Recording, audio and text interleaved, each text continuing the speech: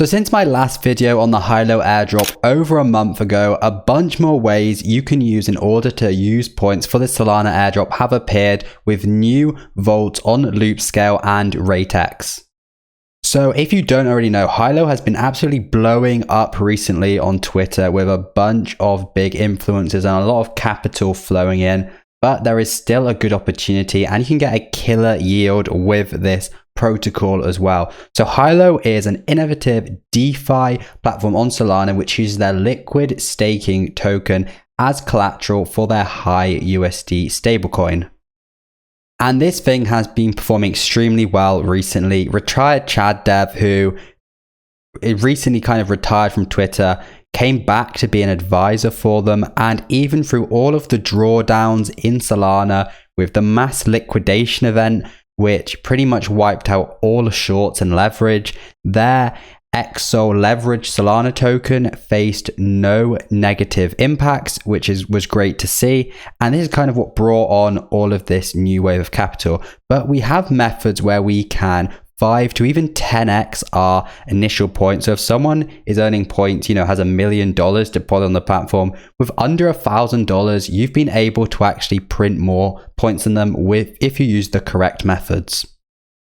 So first of all, I actually recommend you follow this guy on Twitter. He posts, literally his whole account is dedicated to farming Hylo points and, where he's depositing and when he's withdrawing and why. So if you want to be actively managing, I would definitely check him out. But basically what he's saying is to use RateX and use some of their yield bearing tokens such as the XSOL and the Hylo Sol to not only earn profit, which you can see I'm doing right here overall, but also to massively multiply your points. And where you can see this Hylo multiplier is over here with the received points. You can see a 25x boost, and I only have $90 there. Right here you can only see a 2x boost, but that's obviously because we are exposed to the leverage Solana here. So it's very simple to get started. First of all, I recommend, if you don't already, I have most of my Hylo deposits are in USDC and they are in their staked Hylo USDC. So you're going to have to go to the stablecoin, swap your USDC to the hyUSDC, and then from there, go to the hyUSDT to the staked hyUSDC. Quite a bit of a word jumble there. But once you've done that, for a lot of what we do, you can use this, but you can also pick up some leverage Solana, obviously for the huge points boosts as well. And it's best to do this, obviously, when Solana's on a dip and you actually want exposure to it. On RateX, we have a few markets and it can be tough to choose, but the XSOL 2551 has the biggest points boost, and you might end up taking a bit of a loss on your initial due to the way that the yield bearing token works, depending on when you get in and exit. But what you're able to do is put in your XSOL, and as a result, you will get the YT XSOL with the 29x leverage farm.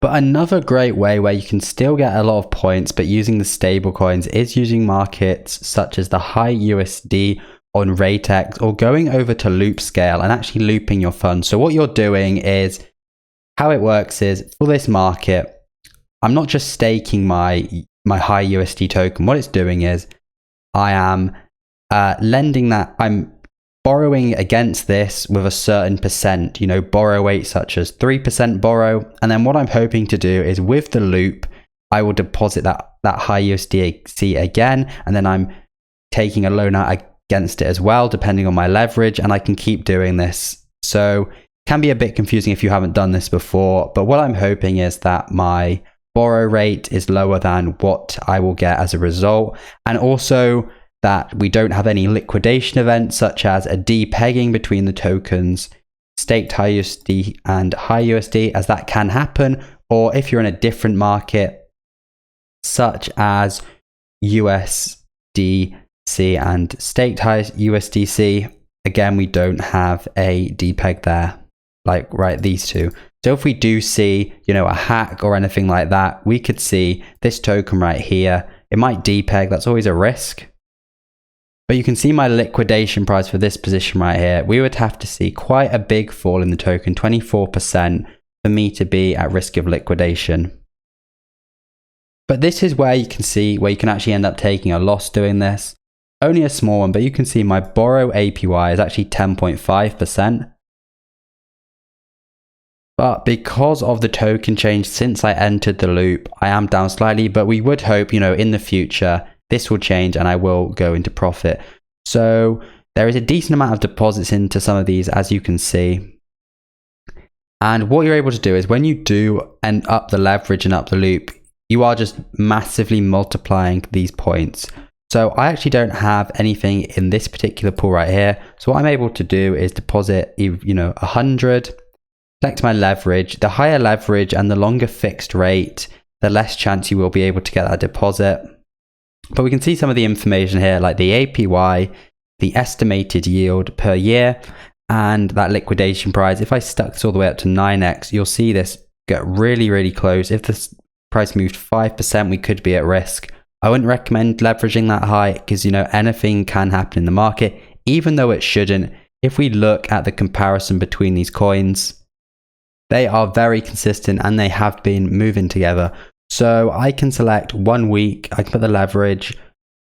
As you can see, no liquidity for this. And yeah, that is something you will encounter. So I think I actually did make some fixed rate positions for this, but I had no routes available, sadly.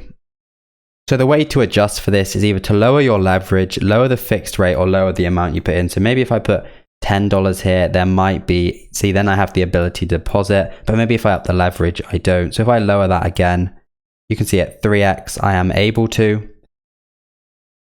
So if I deposit right there, I am able to make that position.